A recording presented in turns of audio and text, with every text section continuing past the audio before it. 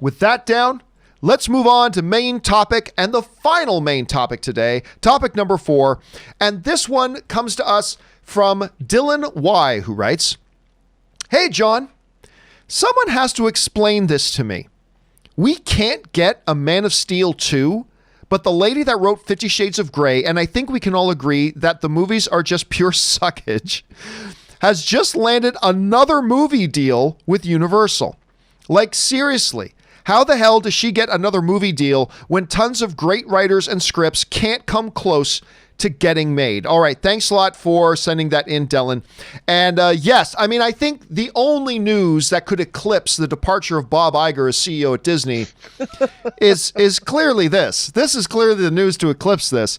But for those of you who did not hear, here's where Universal and author E.L. James, the author, of course, of the 50 Shades books, are re-teaming on the Scribe's next novel, as the studio has optioned the rights to The Mister, James's 2019 best-selling romance.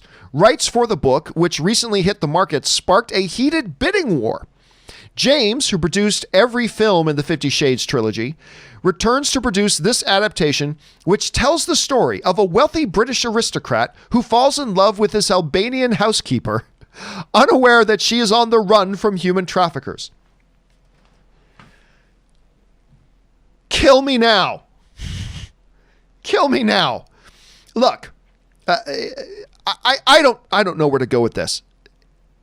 The 50 Shades movies are an abomination. They really, now, I will say this though.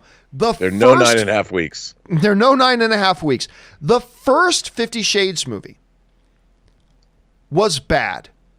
It wasn't the most terrible thing though. You know what I mean? Like, the first 50 Shades movie was not good. It was not good. It was a poor film.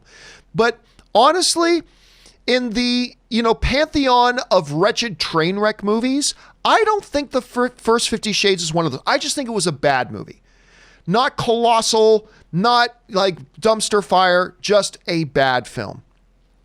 But dear God, when you got into the second two, when this author exercised her power over the movies to remove the director and writer, put in her own husband to be one of the creative leads on it, and all that kind of stuff, these were two of the worst motion pictures ever produced in the history of film.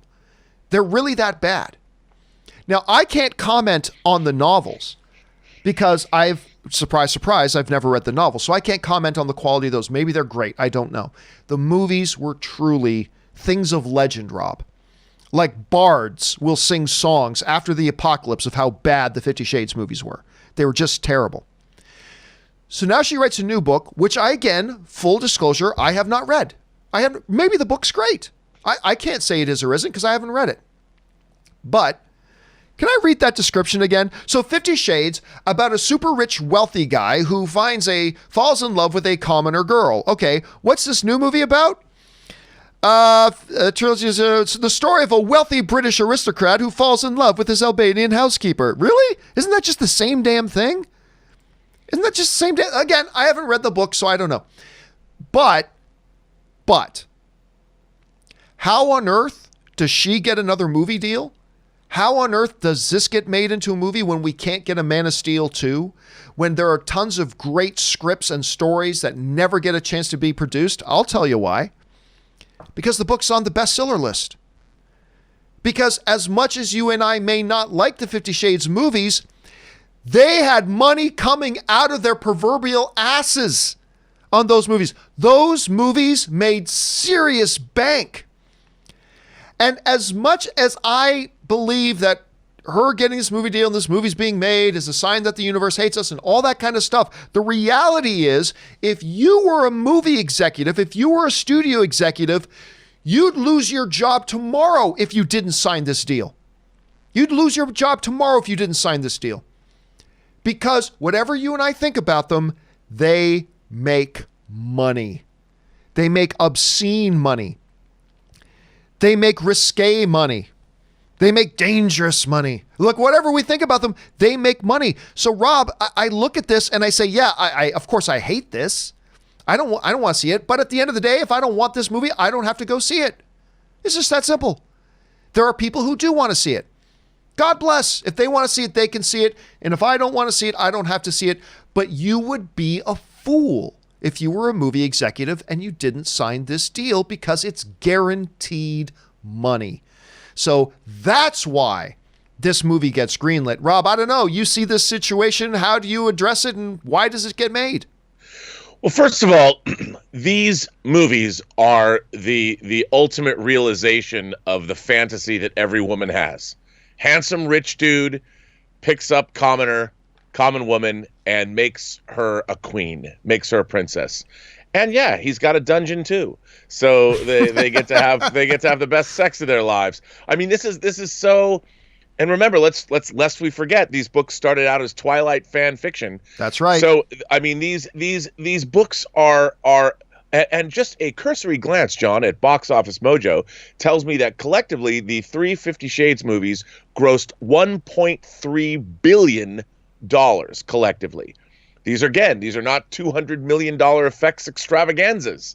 These are very manageable movies with budgets, and they show beautiful people doing beautiful things in beautiful houses and beautiful cars, and it's wish fulfillment fantasy of the first order.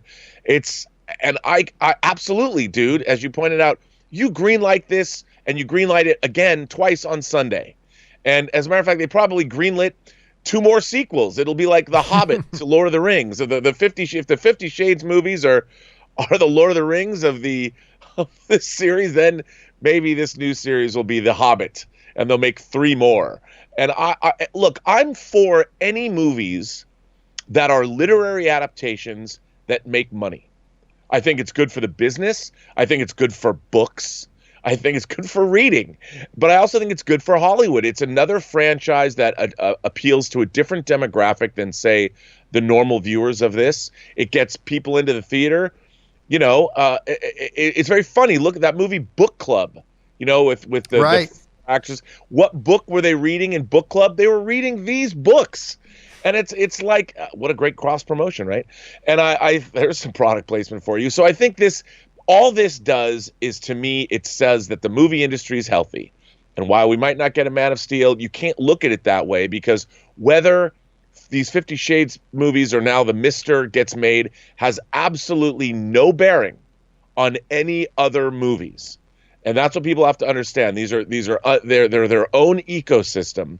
And just because this movie gets made doesn't mean another movie isn't going to get made. As a matter of fact, on the contrary, having this kind of tentpole that gets money coming in for a studio is better for the future of other movies to get made, because it's not like the Hunger Games. Everyone's like, let's do Maze Runner.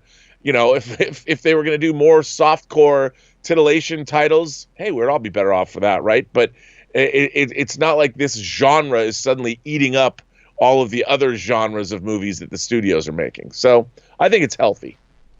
Excellent observation as always, Rob. And the question here is, guys, what do you think about this? Yeah, you and I may not be fans of 50 Shades. We may think it's terrible, but we can't stick our heads in the sands and pretend that these things don't have their fans and they don't make money. So you and I will both absolutely greenlight this if we were studio heads too. But how do you feel about it? Jump on down into the comments section and let us know your thoughts. All right, guys.